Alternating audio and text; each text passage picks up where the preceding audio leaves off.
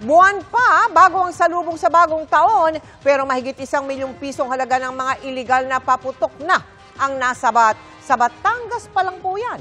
Kabilang dyan ang isang tila fountain lang. Pero malakas pala kung sumabog at kontrobersyal ang bansa. Nakatutok si John Consulta. Exclusive.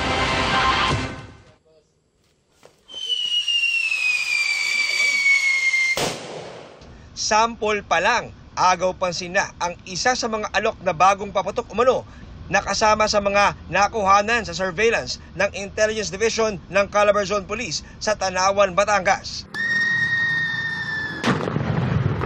Ito yung tinatawag na Goodbye Hamas na nakabili tayo, din pinaputok nga ng aasit natin, which nabigla tayo.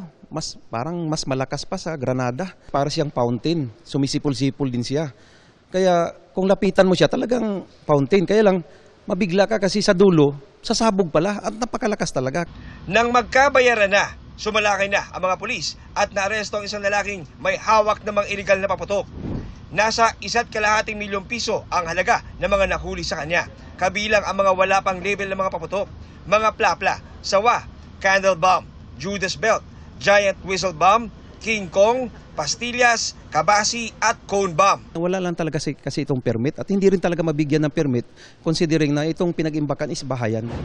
Hakbang yan para di maulit ang sunog na dulot ng sumabog na paputok noong taong 2022 na ikinasawi ng 4 sa Calamba, Laguna at ang pagkamatay din ng isa sa pagsabog sa isang iligal na paggawaan ng paputok sa Lipa, Batangas. Not only harming individuals kundi grupo ang pwedeng masaktan pag sumabog itong mga illegal firecrackers na ito. Pwede po nilang itawag dito sa hotline natin dito sa PRO 4A, no?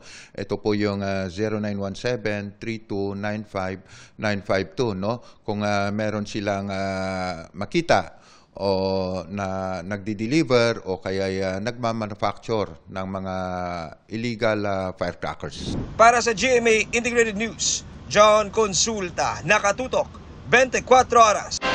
Mga kapuso, kasama nyo kami 24 oras. Mag-subscribe sa GMA Integrated News sa YouTube.